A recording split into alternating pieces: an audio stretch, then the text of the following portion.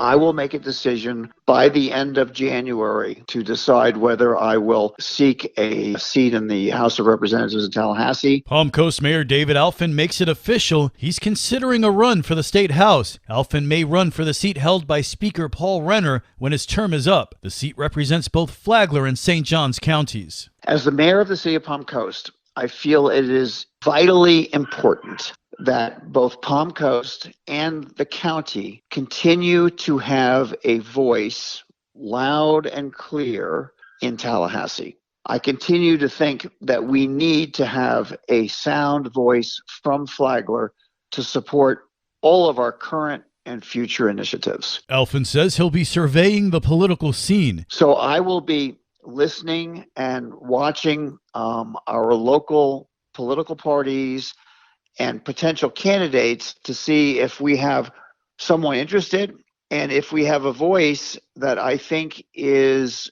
well prepared to continue to voice our initiatives in Tallahassee.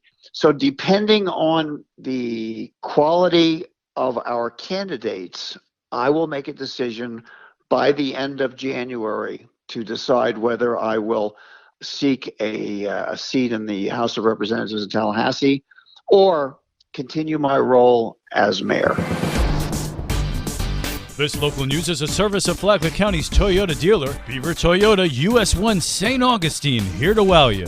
The holiday weekend was a busy one for Flagler County deputies. DUIs and domestic violence attacks seemed to top the list Christmas weekend for crime activity in Flagler County. Flagler County Sheriff Rick Staley. Our deputies did an outstanding job, including arresting a violent offender that had attacked a domestic violence victim who jumped over a balcony to escape from her attacker. A witness intervened and called the sheriff's office. Deputies found the individual after he had fled, conducting a traffic stop and arresting him and taking him to the Green Roof Inn. During the holiday weekend, deputies handled 881 calls for service along with 184 traffic stops and made 3 arrests for DUI. Sheriff Staley says sometimes holidays bring out the worst in people and can be very dangerous for law enforcement. For Flagler's Morning News, I'm Karen Johnson. Flagler Beach's city manager reflects on this past year and talks about what lies ahead for the city in 2023. William Woodson says they had a lot of accomplishments this year. There was the automating of our meter system for our water services. We brought on a new CRA director and we got our grants program going. We've started the pier rebuild. We've given out 27 business mini grants worth over $350,000. Not to be missed was our response to the back-to-back hurricane. And 2023 will be a watershed year for the city. We are about to embark on the rebuild of our wastewater treatment plant. That's a huge investment for us, over $20 million. We're going to get moving on the pier rebuild, and we're hoping to add millions of cubic yards of sand to our damaged beach. And that's just for starters. We have other things in pipeline as well. Whitson praised city workers, calling them an amazing team. For Flagler's Morning News, I'm Rich Petchke.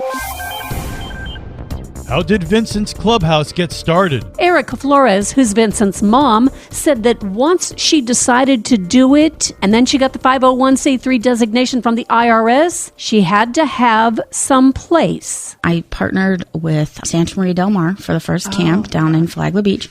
And we utilized their learning center. That was where our first camp was. And we had it there for 2 years. And now we partner with Flagler Schools. And we rent actually 2 classrooms. Flores said that Vincent's Clubhouse has moved from school to school within the Flagler system. Lifeline is on WNZF Saturday mornings at 9 and on the Flagler radio app. Tomorrow, the county helps out. From the WNZF newsroom, I'm Deb Albertson. In other news we're following on WNZF, a 53-year-old Port Orange woman was killed yesterday morning when she drove her car under a semi-truck in the northbound lanes of I-95 just south of Matanzas Woods Parkway. According to a Florida Highway Patrol press release, she was driving directly behind the semi-truck, and when the semi-truck slowed down for traffic ahead, she failed to slow down, and as a result, the front of her car collided with the trailer of the semi-truck. The The woman was pronounced dead at the scene and the trucker was not hurt in the wreck. And now you're up to date on Flagler's Morning News. I'm Rich Carroll.